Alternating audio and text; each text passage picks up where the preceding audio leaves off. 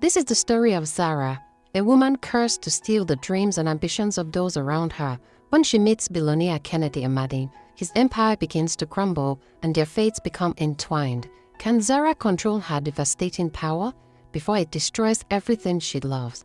Or would she remain the dream eater forever? Stay tuned. Zara knew she was different from the moment people started avoiding her. At 5, she couldn't understand why her friends no longer wanted to play with her. At 10, she noticed how her teachers watched her with weary eyes, hesitant when she raised her hand. By 15, she knew the truth. She stole dreams. It didn't happen the way people imagined. There was no dramatic moment, no visible sign, just a mysterious emptiness left behind. The child who once aspired to be a musician would, after spending a night near her, wake up indifferent. A woman who spent years working towards her degree would suddenly drop out, unsure of why she even tried. The first time she truly understood the horror of her existence, she was 16. Her cousin, Victor, had spoken for years about becoming a doctor. He studied day and night, obsessed with his goal. Then he spent a weekend at her house. On Monday, he burned his medical books. Zara had seen the blank look in his eyes, the same look in the faces of everyone who had ever gotten close to her or once loved her. Fear spread. People whispered that she was cursed. They couldn't tell whether she was cursed by a witch or she was the witch who did the cursing of others, and so she withdrew. By 24, she had embraced her isolation. She walked remotely, lived alone, and spoke to no one. Then one night, a charity gala in Lagos, she met Kennedy Amadi, and her life changed forever. He was charming, self-assured, and had the kind of confidence that made men legends. And worst of all, he wasn't afraid of her. That would be his first mistake. Kennedy Amadi had conquered industries, shattered expectations, and built an empire from nothing. He did not believe in fate. He did not believe in curses. He did believe in himself. Unfortunately, not everything needs you to believe in it for it to have an effect on you. He was about to find out that just as gravity does not need anyone to believe in it for it to affect them, her curse didn't need his permission, only his proximity. When he spotted Zara at the gala, she stood apart from the crowd, her dark eyes filled with an unbearable loneliness. He approached her without hesitation. "You don't belong here." She glanced at him, her lips pressing into a thin line. "Neither do you." Kennedy grinned. "On the contrary, I make any place mine." Zara sighed. "You should walk away. People who get close to me lose themselves." Kennedy laughed. "Now you've made it interesting." For weeks after that night, he pursued her. He sent flowers, he invited her to private dinners, and even arranged a helicopter ride over Lagos just to get her to say yes to lunch. Against her better judgment, Zara let herself believe, for the first time in years, that she could have something normal. Then things started to change. It was slow at first. Kennedy began missing meetings. He no longer strategized for the next billion-dollar move. Deals he would have never let slip through his fingers passed him by. His closest advisors noticed. His investors grew restless. Then came the breaking point. A critical deal in Morocco, one that would expand his empire into North Africa, failed. Kennedy had hesitated. He had stalled. And for the first time in his life, he had lost his drive. To give him credit though, he lasted longer than others, and his desire for excellence wasn't gone totally yet. Zara knew the truth. She had taken it from him. Her worst fear had come true. And this time, she had cursed the only man who ever loved her. Kennedy sat in his Lagos penthouse, staring at the skyline. He should have been furious. A billion-dollar deal had slipped through his fingers, and his empire, his life's work, was suffering. But all he felt was nothing. No urgency, no ambition, no hunger for success. And that's when he realized something was wrong. Kennedy was a man who thrived on pressure. He lived for the chase, for the thrill of the deal, but now he barely cared. It didn't make sense, unless his thoughts drifted to Zara. She had warned him. Kennedy had laughed it off, dismissing her fears as superstition. But now, as he sat there, his mind heavy and dull, the truth clawed at him. He picked up his phone, dialing her number. She answered in a whisper. "Kennedy, what did you do to me?" Silence. Kennedy clenched his jaw. "Zara, tell me the truth." Her voice broke. "I warned you." A chill ran through him. This wasn't coincidence. This wasn't burnout. She had taken his drive. A lesser man would have run, but Kennedy was not a lesser man. He needed answers. And if Zara was truly cursed, then he would find a way to break it. Because one thing was clear, he was not losing her. Kennedy wasn't a man who accepted failure.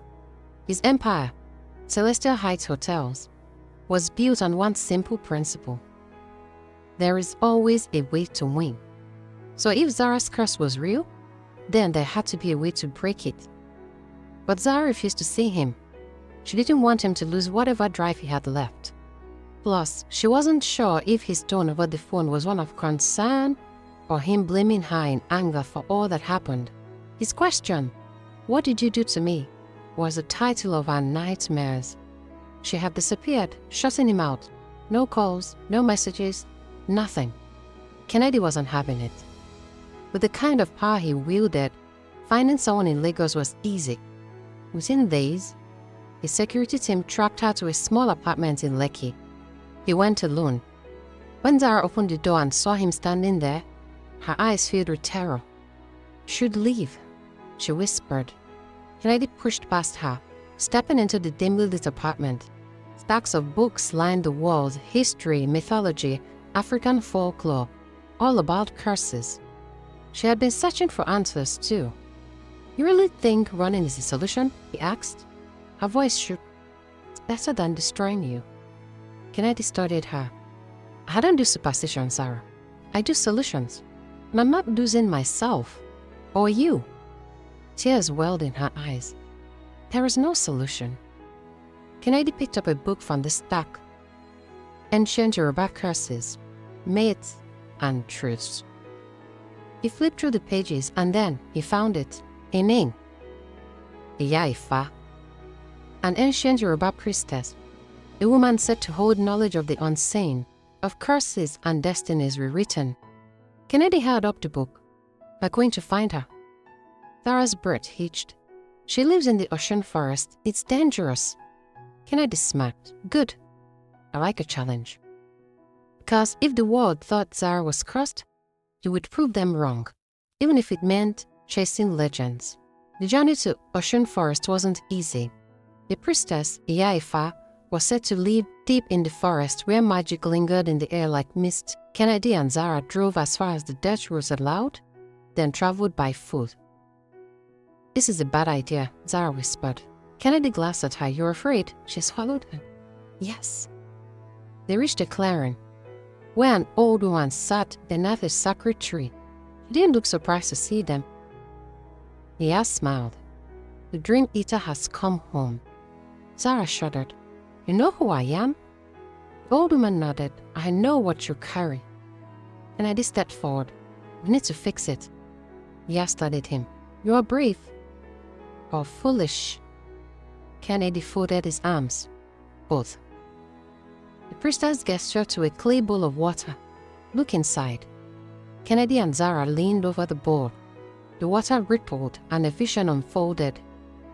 Centuries ago, Zara's ancestors were dream weavers, powerful beings who shaped the ambitions of kings and warriors. But one ancestor, the woman named Abeni, was betrayed. The jealous chief, Idowu, fearing their influence, cursed her bloodline. Instead of inspiring dreams, her descendants would consume them. Zara staggered back. Kennedy clenched his fist. "Can the curse be broken?" The priestess studied them both.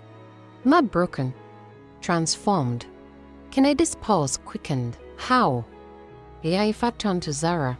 "You must learn to control it." The answer was simple, but the path ahead, deadly. The air in the clearing felt heavy with something unseen. Zara's hands trembled as she stared at the priestess. "Control it?" she whispered. "How?"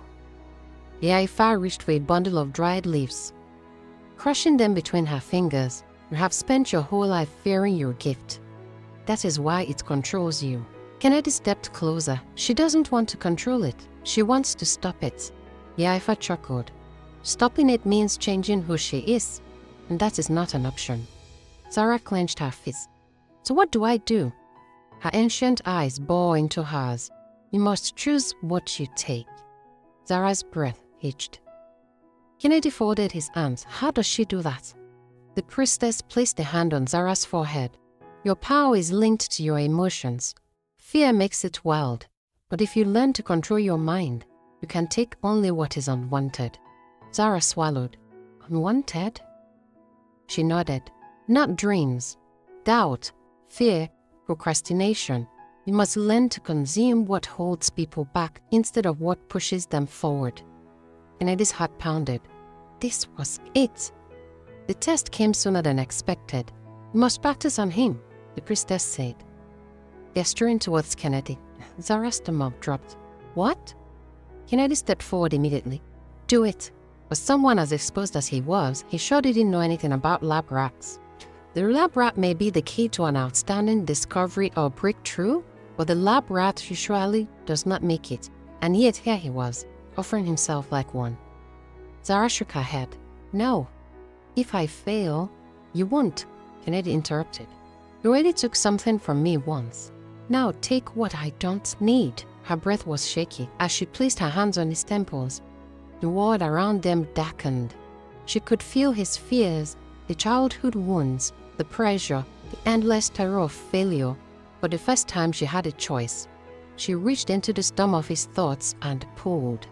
Kennedy froze. His body jerked. Zara collapsed. The priestess knelt beside her, checking her pulse. A slow smile spread across her face. She did it. Kennedy's hands clenched into fists. For the first time in months, he felt clear. And Zara, she had survived. Zara awoke in a small hut, the scent of burning herbs filling the air. Kennedy was by her side. His eyes, once clouded with confusion, were sharp again. "You did it," he said softly. Zara sat up slowly. Her body felt different, lighter, as if something inside her had shifted. Yaifa entered the hut smiling. "You have taken your first step." Zara swallowed. "What now?" She sat down. "Now you learn to use your power with intention. The next few weeks were pure torture." Yaifa made her practice on strangers, villagers who came with their own burdens, a man who had lived in fear of failure for years, a woman who wanted to start a business but hesitated at every turn. Zara had to feel their doubts, their self-sabotage, their hesitation, and take only that. At first, it nearly killed her. The energy drained her, left her weak and gasping. Kennedy never left her side. Each time she collapsed, he picked her up. Each time she doubted herself, he reminded her of what she had already done for him. "You are not cursed," he told her one night as they sat under the stars. "You're powerful." And then came the final test. The wealthy businessman had heard whispers of her abilities. He was paralyzed by fear, afraid of expansion, afraid of risk, afraid of success. He asked Zara for help. If she succeeded, it would mean her powers were real, controlled, intentional. If she failed, she might take something he would never get back. Zara closed her eyes. The world darkened around her as she reached into his mind. Energy inside the businessman's mind swirled like a storm. Zara could feel it, the fear, the hesitation, the years of self-doubt that had crippled him. This time she wasn't afraid. She focused, taking only what he no longer needed. When she pulled back, the man staggered, his eyes wide. He took a deep breath, then another, and then he laughed. Not a nervous laugh, a victorious one.